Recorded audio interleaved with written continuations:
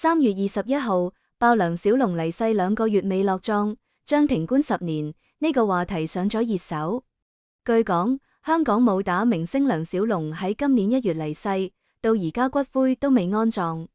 佢個徒弟平頭通過梁小龍生前認證嘅抖音賬號，梁小龍永遠活在我們心中多次出聲。呢個賬號從3月18號到而家，已經發佈咗60幾條相關視頻。視頻內容話，梁小龍離世之後骨灰會喺殯儀館停放10年，同時爆料梁小龍同遺孀宋香嘅婚姻早就名存實亡，兩個人曾經12次提出離婚，但都未離成。梁小龍喺客廳瞓咗10幾年板凳，做心臟支架手術同多次睇醫生嘅時候，佢老婆都冇陪住，而家卻被晒舊照秀恩愛立人設。徒弟平頭強調死者為大，入土為安，話梁小龍生前明確表示要葬喺深圳，希望墳前有樹，從來冇同意海葬，落葬唔單止係家事，更加係影迷大家嘅事，未落葬係公憤唔係隱私。針對徒弟方嘅指控，自稱梁小龍老婆嘅賬號梁小龍妻子宋湘發佈聲明回應，話先生離世之後，全家正依法依規處理後事，只係希望逝者安寧，早日入土為安。所謂久志唔葬，純屬造謠誣衊。網絡上針對家庭事務、賬號權益嘅不實言論，係有人刻意編造矛盾、抹黑詆毀，嚴重擾亂正常生活，褻瀆逝者尊嚴。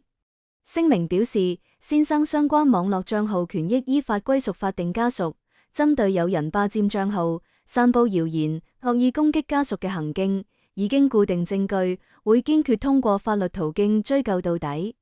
3月20號，梁小龍另一個徒弟通過賬號梁小龍妻子宋湘發佈視頻披露，梁小龍離世之後，佢認證社交賬號被自稱關門弟子嘅平頭實際控制。呢個弟子頻繁使用賬號發佈內容，甚至以逝者語氣出聲。呢種做法被指嚴重缺乏對逝者嘅基本尊重。視頻同時指出，賬號控制權爭奪導致梁小龍家屬未能獲得應有嘅財產權益、墓地購買等核心安葬事宜，因為意見分歧同手續繁瑣，遲遲無法推進。家屬方呼籲立即停止濫用賬號，建議將賬號設置為靜態紀念模式，避免繼續消費逝者。同時指責相關人員長期打嘴炮，逼家屬，冇實際推進安葬事宜，強調應該出錢為梁小龍購買墓地以表孝心。據港媒1月18號消息，著名功夫影星曾經喺周星馳電影《功夫》入面飾演火雲邪神而深入民心嘅梁小龍，喺1月14號不幸離世。值得一提嘅係，1月18號早上6點左右，梁小龍嘅社交賬號仲喺更新視頻，所以唔少粉絲表示唔相信梁小龍已經離世。不過，亦都有人喺評論區猜測，估計係庫存。記者翻查近幾日嘅視頻發現，梁小龍嘅賬號13號到17號發咗10幾條視頻，呢啲視頻幾乎只有拍攝角度唔同，內容都係呼籲抵制人販子，佢嘅穿着打扮都係一樣，都係藍色西裝、白褲子。1月18號19點30分，梁小龍嘅短視頻賬號又忽然更新，發佈咗一條題為「我到好遠好遠嘅地方拍電影去啦」嘅視頻。視頻內容係3張梁小龍嘅照片。視頻文案寫住：請原諒我不辭而別，就當我去到好遠嘅地方拍電影，本想保密嘅，所以關門弟子好似往常一樣發視頻。我喜歡有啲神秘感，你哋幫我好好生活着，我一直喺度，記住我愛你哋。呢段文字最後嘅署名係梁小龍，時間係2026年1月14號。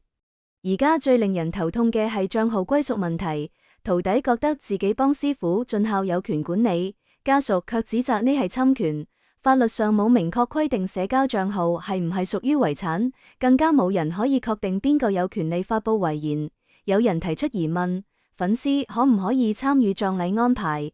雖然梁小龍係公眾人物，但家事始終都係家事。而家殯儀館同平台仲有警方都冇出聲，冇人知道骨灰喺邊度。亦都冇人去查嗰個賬號邊個喺用。梁小龍離開前最後發嘅公開動態，同實際離世時間隔咗好幾日，呢就說明名人離世嘅消息通報流程其實好鬆散。梁小龍作為香港武打明星，曾經喺影壇留下唔少經典作品，佢嘅離世令好多影迷感到惋惜。但而家圍繞佢離世之後出現嘅一系列問題，真係令人唏噓。賬號歸屬問題成為焦點，徒弟同家屬各執一詞，互不相讓。徒弟覺得自己同師傅感情深厚，為師傅付出好多，應該有權利管理賬號。而家屬則認為賬號係梁小龍嘅遺產，應該由法定家屬繼承同管理。徒弟嘅做法係侵權。從法律層面睇，社交賬號嘅歸屬問題確實存在爭議，因為社交賬號係一種虛擬財產，而家法律對於虛擬財產嘅繼承規定都唔係好完善。喺呢種情況下，就容易引發糾紛。徒弟同家屬之間嘅矛盾，亦都反映出喺處理名人後事嘅過程中，涉及到嘅利益關係好複雜。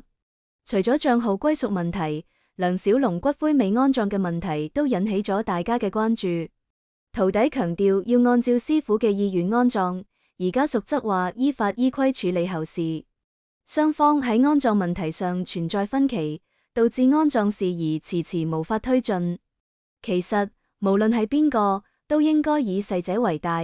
盡快解決分歧，讓梁小龍早日入土為安。